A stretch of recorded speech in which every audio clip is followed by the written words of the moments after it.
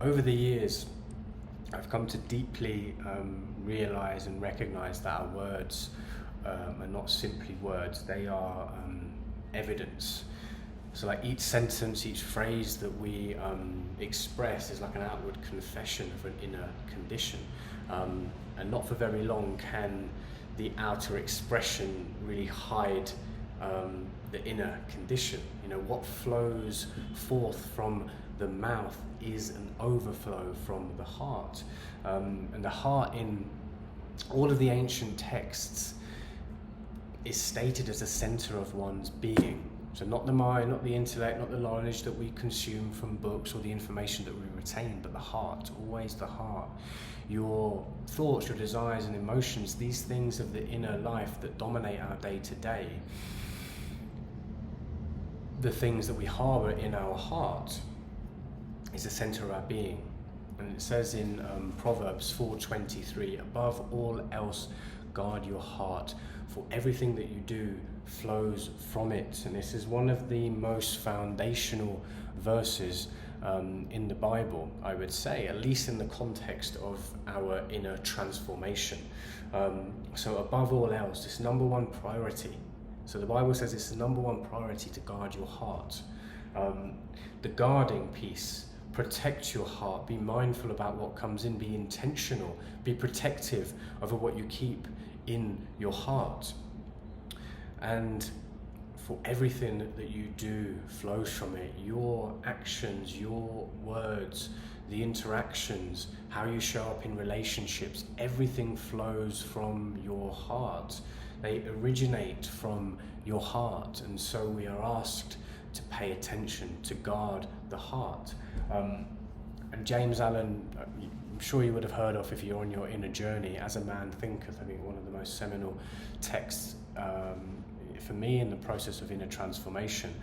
He says that what you repeatedly think and dwell on eventually becomes your character, eventually becomes your habits, and eventually becomes your destiny. This book is free on YouTube.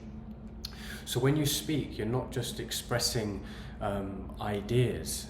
This is not just like hollow words, but you're actually revealing the state of your inner life. Now, this was very damning for me because my speech was really filled with bitterness and complaint and blame, negativity, spite.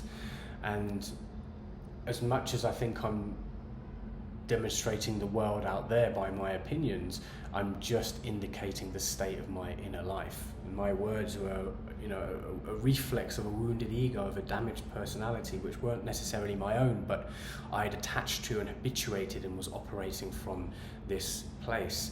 But as painful as this was, it's empowering because it means I have control and authority over my speech. It just requires me to face my inner world and get to work.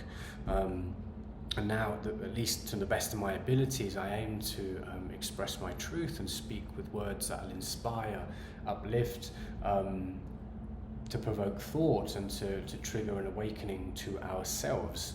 And so words too can be a demonstration of a purified mind, of a heart aligned with truth, as much as they can be destructive and cause pain. And James Allen also, he obviously links the mind to a garden, which we may intelligently cultivate, or we allow the garden to run wild. It's full of weeds, but whether it's cultivated or neglected, it will and it must bring forth whatever's there. And so your mind, your inner world is producing something always. Like the garden is always producing something. We can't get away from this fact. It's like a law. If you plant thoughts of resentment, of insecurity, of judgment, this eventually will bloom into your words and actions and then impact your external environment. On the other hand, if you plant seeds of strength, of truth, clarity, compassion, your speech will naturally reflect that. And your outer expression, as I said earlier, just cannot contradict your inner condition for very long. Again, we might hide it and mask it. with clever and articulate speech, but it always comes out. You can't speak of peace if your heart is at war and conflict. You can't speak with conviction if your mind is just contaminated by doubt. You can't speak truth if you've spent your life avoiding it. And there's people, and we all have these people around us that speak with a level of power, of grace, of authority, of compassion and kindness. And this is not by chance. They have cultivated the garden of their heart. They've cultivated their inner life. They've uprooted the weeds of resentment, of guilt, of shame, doubt, and planted the seeds for the flowers of noble thoughts to grow. And this, in the process of our inner transformation, is paramount to really cultivate the inner garden, because it's from here that spring forth the flowers or the weeds that we will then interact with in our daily life. And so it really pays for us to be guarding our heart at all times, knowing that everything that we do flows from it. Peace.